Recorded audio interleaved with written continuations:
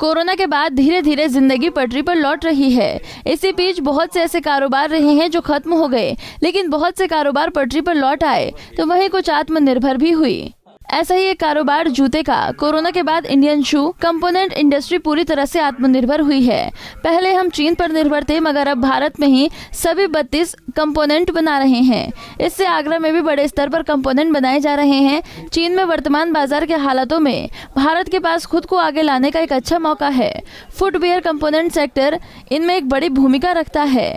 आगरा में इफ्कोमा, MSME, CLE के सहयोग से आयोजित शू टैंक आगरा एग्जीबिशन आयोजित किया गया, जिसमें कुल 80 एग्जीबिशन ने हिस्सा लिया, जो देश के 12 विभिन्न प्रदेशों का प्रतिनिधित्व कर रहे हैं। Indian footwear components manufacturers association के अध्यक्ष संजय गुप्ता ने बताया कि भारत में अब फुटवेयर कंपोनेंट बनाए जा रहे हैं, जो चीन से भी सस्ते हैं। जूतों के कंपोनेंट भारत में बनाने की शुरुआत साल 2000 में हुई थी। शुरुआत के 3-4 साल में ही करीब 400 करोड़ का इम्पोर्ट कम हो गया था, मगर भारत में सभी कंपोनेंट बन रहे हैं। इसके अलावा चीन से भी सस्ते दाम पर मिल रहे हैं। आगरा में शू कंपोनेंट इंडस्ट्री ने चीन की मोनोपोली को खत्म कर दिया है। आज कोई भी बड़ा ब्रांड इंडिया से जूता तैयार करवाता है तो उसे कंपोनेंट आगरा से जाते हैं। जब यहाँ सिर्फ लेदर था तो हील भी लेदर की, सोल भी लेदर का, सब कुछ लेदर से बनता था और केवल धागा बनता था। इस 30 सालों के दौरान में हम काफ़ी कंपोनेंट्स यहाँ पे बनाने लगे हैं, जैसे लाइनिंग, सीटर लाइनिंग, शू लास्ट पे डिपेंडेंसी बाहर से बिल्कुल ख़त्म हो चुकी है। आईलेट्स है, लेसेस हैं, थ्रेड्स हैं, एडहेसिव्स हैं, ये सब इंडिया में अभी बन रहा है। लेकिन अभी भी कई कंपोनेंट हैं जो हमें बाहर से इंपोर्ट करने पड़ते हैं, लेकिन हमारी निर्भरता धीरे धीरे कम हो रही है दूसरे देशों की बात करें तो कितना इंपोर्ट में कमी है? Out of the total requirement हम ये कह सकते हैं कि लगभग 60-70% हम खुद ही बनाते हैं, 30-35% ही होगा जो हम बाहर से इंपोर्ट करते हैं। अच्छा, इसमें आगरा की बात करें तो आगरा में कितना प्रतिशत कंपोनेंट्स की बात करें यहाँ पर बनने में? मैक्सिमम जो कंपोनेंट इंडस्ट्री है वो नॉर्दर्न इंडिया में ही स्ट्रॉन्ग है। साउथ में भी कंपोनेंट नॉर्दर्न इंडिया से ही जाते हैं। बहुत सारे ऐसे प्लेयर्स हैं जिनकी यूनिट्स यहाँ नॉर्थ में भी है, आगरा में भी है और चेन्नई में है, वेल्लोर में है और अंबूर में है। तो हम लोग की कंपोनेंट इंडस्ट्री कंपैरेटिवली काफ़ी स्ट्रॉन्ग है। इफ्कोमा ने जिस तरह से यहाँ पर प्रयास किया है वो बाकी में बहुत अच्छा है। यह फेयर ऐसी जगह है जहाँ पर हर फैक्ट्री इसी साइड में है।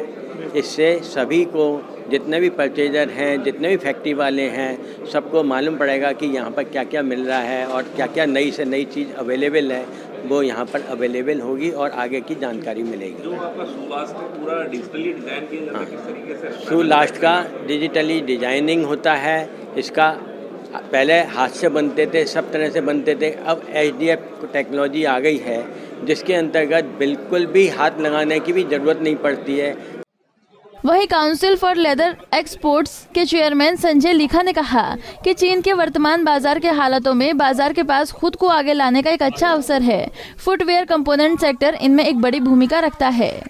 कोरोना के चलते भारत का जूता निर्यात 35% कम हुआ है। इसका लक्ष्य चालू वित्तीय वर्ष में 20% की ग्रोथ का है। इस दिशा में PLI स्कीम गेम चेंजर साबित हो सकती है।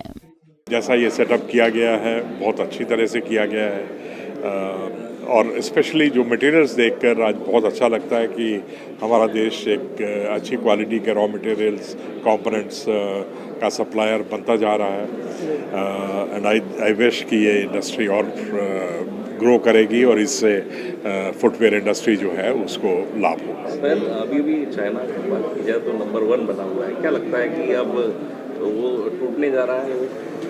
देखिए, चाइना से बिज़नेस शिफ्ट हो रहा है इंडिया की तरफ, लेकिन अगर हमें उसका पूरी तरह फ़ायदा उठाना है तो हमारे को अपने कंपोनेंट बनाने पड़ेंगे। और ये जो शो है आज यहाँ पर, ये कंपोनेंट्स का शो है और अगर इसको हम स्ट्रेंथन कर पाएंगे तो हम पॉजिटिवली हम जो बिज़नेस चाइना से शिफ्ट हो रहा है उसका हम एडवांटेज उठा सकेंगे। वहीं शू टैंक एग्जीबिशन में लाइफ टाइम अचीवमेंट अवार्ड से सम्मानित हुए शू एक्सपोर्टर दिलजीत सिंह ने जूता उद्योग को प्रोत्साहित करने के लिए कपड़ा मंत्रालय की तर्ज पर अलग मंत्रालय की मांग कर डाली। उन्होंने कहा कि हम सरकार से अपनी इंडस्ट्री के साथ सौतेला व्यवहार नहीं चाहते हैं। इफ्कोमा जो है कंपोनेंट इंडस्ट्री है, ये अगर नहीं है तो फुटवियर इंडस्ट्री नहीं है। फुटवियर इंडस्ट्री इन्हीं के कंधों पे चलेगी।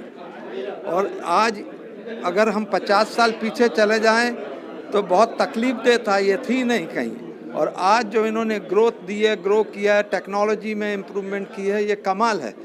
ये इनको, ये हमारी कॉन्ग्रेचुलेशंस हैं इनको, और इनके लिए मेरी शुभकामनाएं हैं कि और आगे बढ़ें, क्योंकि फुटवेयर इंडस्ट्री भी दिखाई दिया कि टेक्सटाइल इंडस्ट्री को ज़्यादा सपोर्ट मिलता है गवर्नमेंट, हाँ, लेकिन फुटवेयर को नहीं मिलता है। वो सौतेला व्यवहार है फुटवेयर इंडस्ट्री को।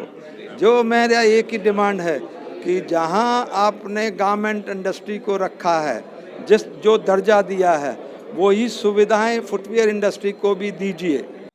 शूटेक आगरा में जूता उत्पादन के क्षेत्र में अग्रणी भूमिका के लिए कुछ उद्यमियों को सम्मानित भी किया गया, जिसमें तेज ग्रुप के CMD सरदार दिलजीत सिंह को लाइफ टाइम अचीवमेंट अवार्ड प्रदान किया गया।